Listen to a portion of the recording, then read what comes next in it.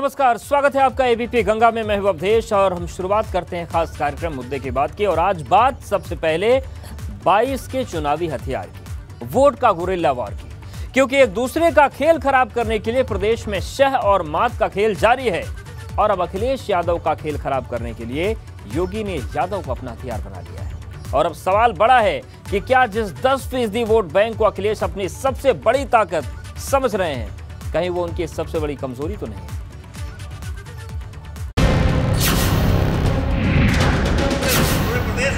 अपना परिवार मानता हूं, ऐसा मुख्यमंत्री मैं समझता हूं प्रदेश को पहली बार मिला है। एक तरफ लड़का है, एक तरफ नेता मुलायम सिंह यादव है। अखिलेश पर योगी का वार, यादव को बनाया अपना हथियार।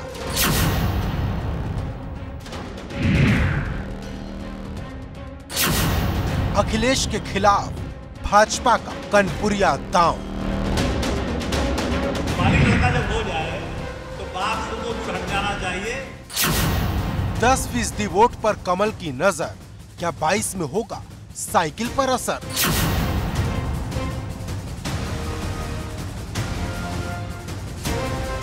उत्तर प्रदेश के सियासी शतरंज पर शह और मात का खेल जमकर खेला जा रहा है, जहां अखिलेश बसपा के नेताओं से हाथ मिलाकर मायावती को कमजोर करने में जुटे हैं, तो भाजपा की नजर सपा के कोर वोट बैंक माने जाने वाले यादवों पर है।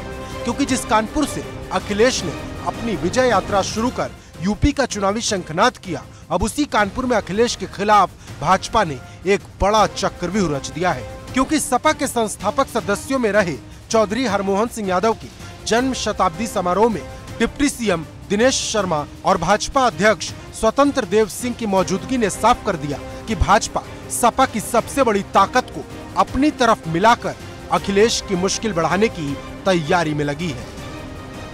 हरमोहन सिंह यादव जी के पिताजी थे, वो एक संत, आखिर में संत बन गए थे।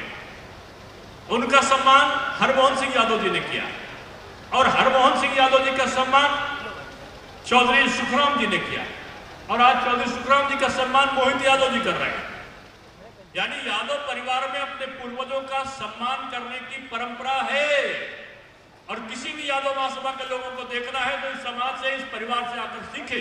किसी भी राष्ट्र के निर्माण के लिए शिक्षा सबसे महत्वपूर्ण स्तंभ है और इस स्तंभ को मजबूत करने के लिए चौधरी हरमोहन सिंह जी अनेकों प्रयास किए हैं। मित्रों, राजनीतिक जीवन में ग्राम प्रधान से लेकर राज्यसभा सांसद तक विभिन्न पदों पर रहे। 2 पीढ़ियां मुलायम सिंह यादव और समाजवादी पार्टी को मजबूत करती रहीं और विभिन्न पदों में रहीं। राज्यसभा के सांसद सुखराम सिंह यादव के बेटे मोहित यादव ने अब भारतीय जनता पार्टी की तरफ अपना रुख किया है और भारतीय जनता पार्टी आने वाले दिनों में वो ज्वाइन कर सकते हैं। खुद उप मुख्यमंत्री दिनेश शर्मा ने उन्हें अपनी पार्टी का वरिष्ठ नेता बताया। लेकिन इसके पीछे की सियासत क्या है? इसके पीछे की सियासत ये है कि जिस यादव वोट बैंक पर समाजवादी पार्टी अपना दावा करती आई है, उसे समाजवादी पार्टी से छीनने की कोशिश की जा रही है। इस कार्यक्रम में सीएम योगी को भी शामिल होना था, लेकिन आखिरी वक्त में उनके आने का प्लान बदल गया। लेकिन जिस तरह से चौधरी हरमोहन सिंह यादव के परिवार को अखिलेश से ज्यादा योगी अच्छे लग रहे हैं, उससे सवाल बड़ा है कि क्या ये सिर्फ एक परिवार का हाल है या फिर कुछ दूसरे यादव वोटर्स का मन भी बदल चुका है।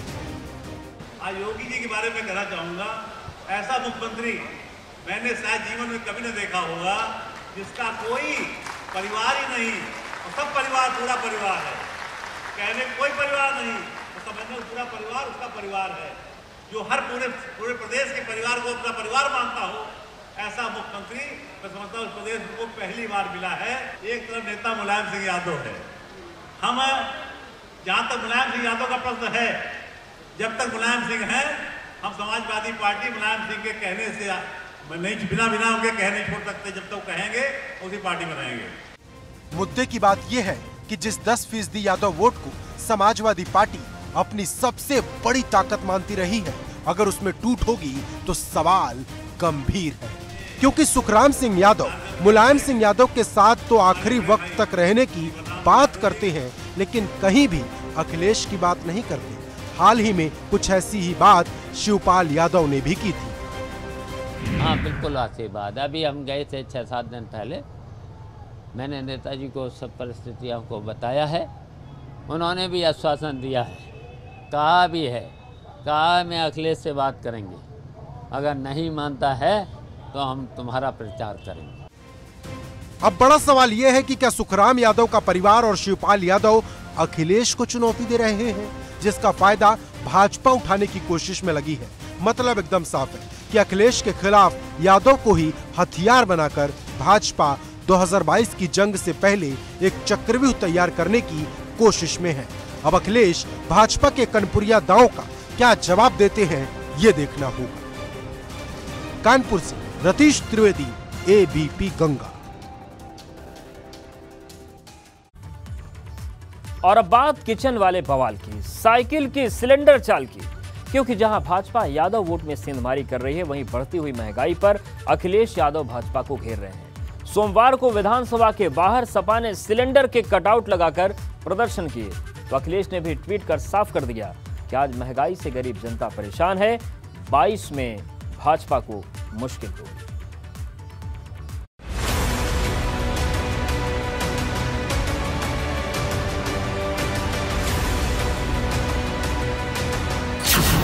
महंगाई पर आर पार, सिलेंडर हुआ 1000 के पार।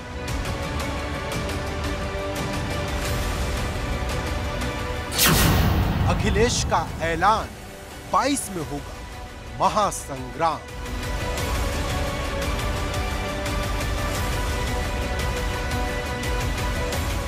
हाथ में सिलेंडर के कटआउट और हवा में काले गुब्बारे उड़ाकर समाजवादी पार्टी ने महंगाई के खिलाफ हल्ला बोला है।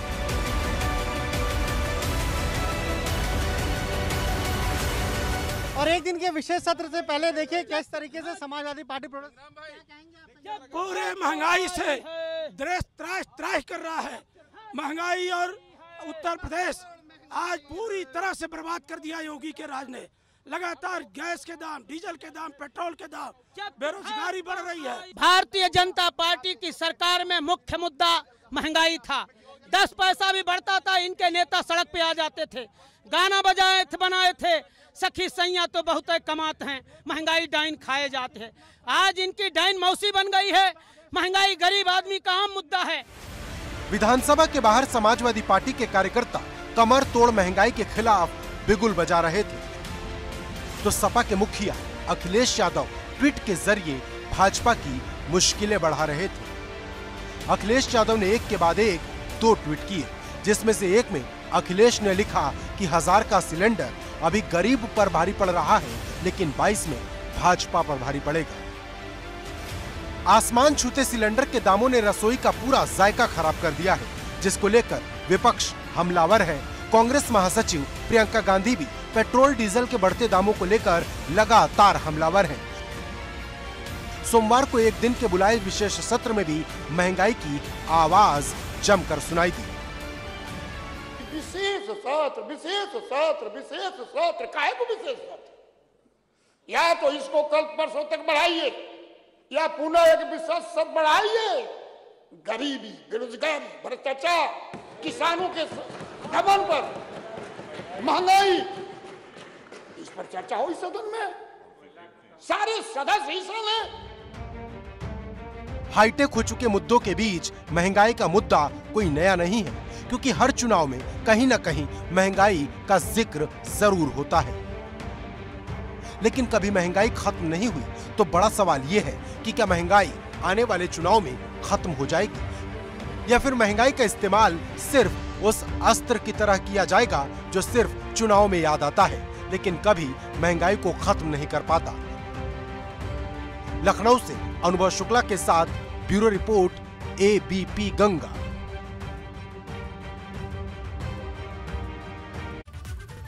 और अब बात करते हैं अखिलेश के अंगगणित पर भाजपा के बागी गणित की, क्योंकि विधानसभा उपाध्यक्ष की लड़ाई जीतकर भाजपा ने सपा को ऐसा डेंट लगाया जिसे सपा लंबे समय तक नहीं भूल पाएगी। क्योंकि जिस उपाध्यक्ष के पद पर हमेशा विपक्ष कब्जा होता था, उस पर भाजपा ने ऐसा बागी गणित बिठाया कि अखिलेश का पूरा अंकगणित फेल हो गया।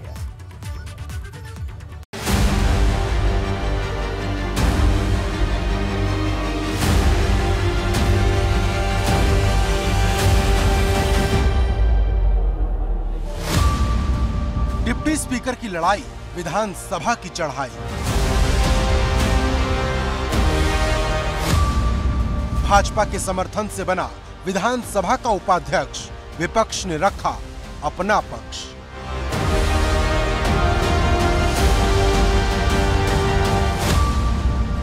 भाजपा का 3%, सपा के 5% पर कैसे पड़ा भारी। पंचायत से लेकर संसद तक अपनी जीत का परचम लहराने वाली भाजपा ने यूपी विधानसभा में उपाध्यक्ष पद का चुनाव जीतकर साफ संदेश दे दिया कि मौजूदा वक्त में उसका अंक गणित विपक्ष के हर समीकरण पर भारी है। मैं इस पूरी कार्रवाई को देख रहा था कि उनके द्वारा मैं जानता था वो इसके बाद कहेंगे कि चुनाव में गड़बड़ी हुई है। आदत है उन लोगों की, विधानसभा चुनाव या लोकसभा चुनाव में जब जनता अपना फैसला सुनाती तो फिर ईवीएम को दोषी ठहराते हैं। मुझे लगता है कि 2022 के विधानसभा चुनाव की तस्वीर भी सामने आ चुकी है। भाजपा ने सपा के बागी विधायक नितिन अग्रवाल पर दांव खेला, जिन्हें 368 वोट में से 304 वोट मिले, जबकि सपा के उम्मीदवार नरेंद्र वर्मा को सिर्फ 60 वोट मिले। डिप्टी स्पीकर पद के लिए हुए चुनाव में बीजेपी समर्थित समाजवादी पार्टी के विधायक नितिन अग्रवाल डिप्टी स्पीकर चुन लिए गए। इस परिणाम के सामने आने के बाद मुख्यमंत्री ने सदन में कहा कि ये एक तस्वीर है 2022 के विधानसभा चुनाव के परिणाम की। तो वहीं नेता प्रतिपक्ष राम गोविंद चौधरी ने साफ तौर पर कहा कि उनके सदस्यों की संख्या 46 है, लेकिन उनको 60 वोट मिले हैं। ऐसे में यही तस्वीर आगे 2022 के विधानसभा चुनाव में रहने वाली है। लेकिन इस बार विधानसभा उपाध्यक्ष का चुनाव जीत हार से ज्यादा जातिगत वोट बैंक को साधने की कोशिश से जुड़ा था, क्योंकि भाजपा के समर्थन वाले नितिन अग्रवाल 3% वाले वैश्य समाज से आते हैं, जबकि सपा के नरेंद्र सिंह वर्मा 5% वाले कुर्मी समुदाय से आते हैं। मतलब भाजपा हो या सपा, सभी ने एक वोट बैंक को साधते हुए विधानसभा उपाध्यक्ष के चुनाव का इस्तेमाल किया। लेकिन सवाल वोट बैंक से बड़ा इस चुनाव की टाइमिंग का है, जिसको लेकर समूचा विपक्ष हमलावर है। आपको तो कम से कम असत्य नहीं बोलना चाहिए ना।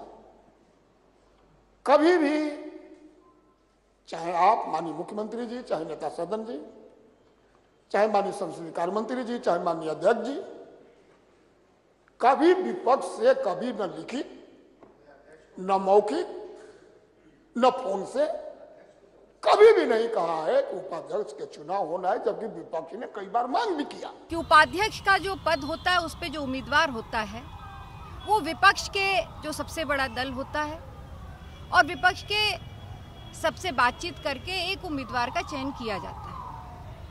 पर आपने सबने देखा, पूरा देश देख रहा है किस तरह से भारतीय जनता पार्टी ने एक ऐसे उम्मीदवार का नाम आगे रखा है जो टेक्निकली तो दूसरे दल में है, पर समर्थन भारतीय जनता पार्टी का करते हैं श्री नितिन अग्रवाल जी। विपक्ष का आरोप है कि सरकार ने उपाध्यक्ष के चुनाव को लेकर उससे कोई बात ही नहीं की, लेकिन अब बहुत देर हो चुकी है। विधानसभा उपाध्यक्ष की तस्वीर साफ हो चुकी है। नितिन अग्रवाल सीएम योगी के आशीर्वाद से उपाध्यक्ष बन चुके हैं और विधान भवन में 12 नंबर का कमरा भी उन्हें अलॉट हो चुका है। लखनऊ से अनुभव शुक्ला, एबीपी गंगा।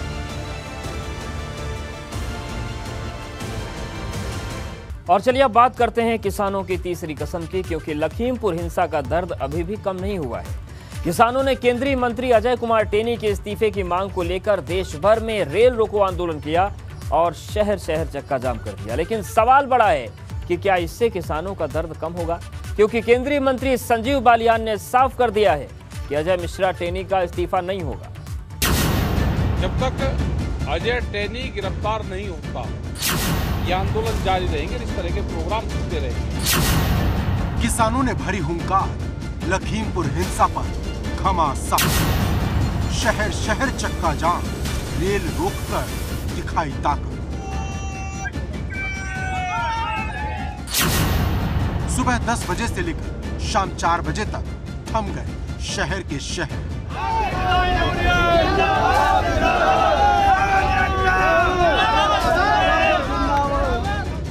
लखीमपुर हिंसा को 15 दिन बीत चुके हैं, लेकिन किसानों का गुस्सा कम नहीं है, बल्कि समय के साथ और बढ़ गया।